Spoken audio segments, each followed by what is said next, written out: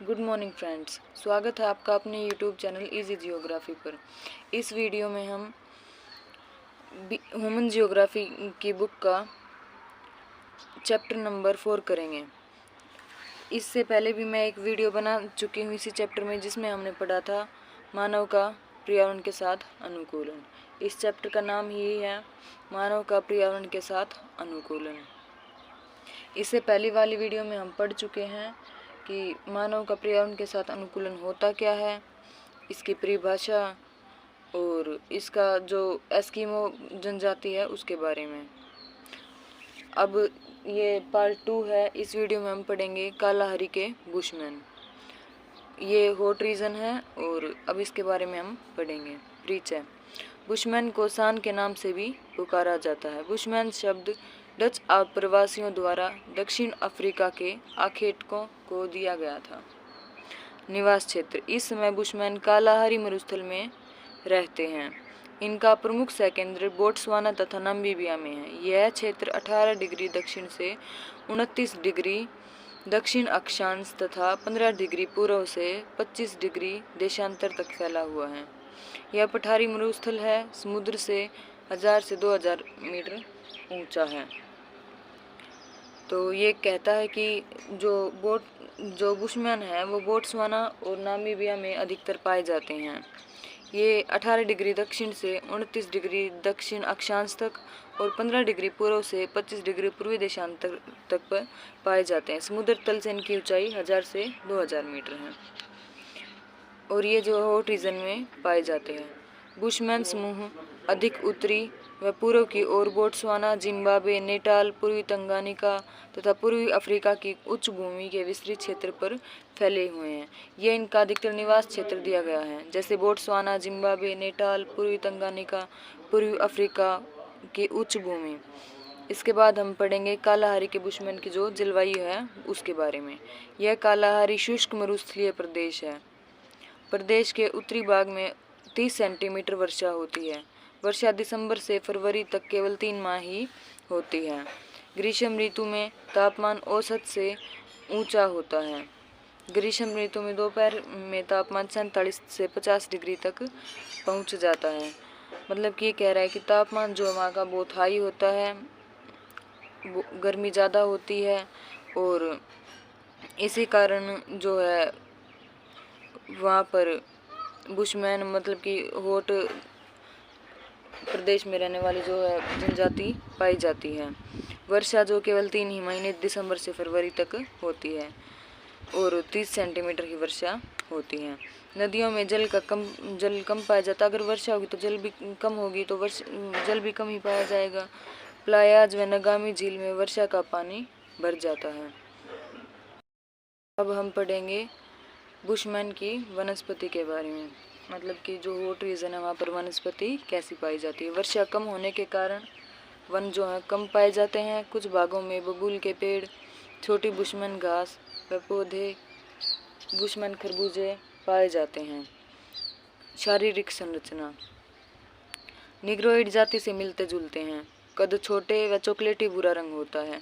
मैंने कल भी आपको वीडियो में बताया था, जहाँ पर थोड़ी गर्मी मतलब उष्णकटिबंधीय क्षेत्र होगा वहाँ पर अधिकतर या तो चॉकलेटी भूरा या फिर काले व्यक्ति पाए जाएंगे।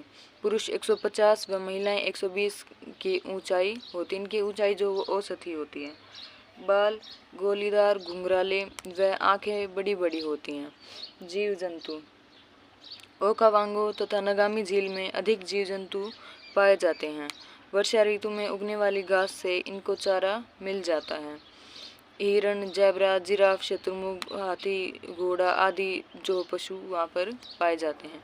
छोटे जंतुओं में खरगोश, चूहे, चमगादड़, गिलहरी, गौरैया, फाख्ता, चील, बाज, शेर, जरख, जंगली कुत्ते, भेड़िए आदि जो पक्षी और पशु हैं पाए जाते हैं। व्यवसाय। अब हम पढ़ेंगे इनका व्यवसाय क्या है। उदरपूर्ति मतलब कि भोजन पूर्ति के साधन सीमित हैं। मुख्य व्यवसाय आखेट है। आखेट मतलब शिकार करना। 11 से 12 वर्ष की आयु में ही जो कुशल जो व्यक्ति होता है या बच्चा होता है वो कुशल शिकारी बन जाता है। शिकार के लिए 40 से 45 किलोमीटर तक पशुओं का जो है पीछा करते हैं। ये एक स्थान से दूसरे स्थान पर घूमते रहते हैं। इनका कोई ऐसा निश्चित निवास नहीं होता है। ये भोजन के लिए जो है पशुओं के पीछे 40 से 50 किलोमीटर भी भागते हैं और इनकी आयु छोटी ही होती है। भोजन मुख्य आखेट 80 प्रकार के पशुओं का शिकार एक बार में आधी पेट खा जाते हैं। मतलब कि इनका मुख्य का भोजन जो है वो आखेट से प्राप्त करते हैं, मतलब शिकार से प्राप्त करते हैं।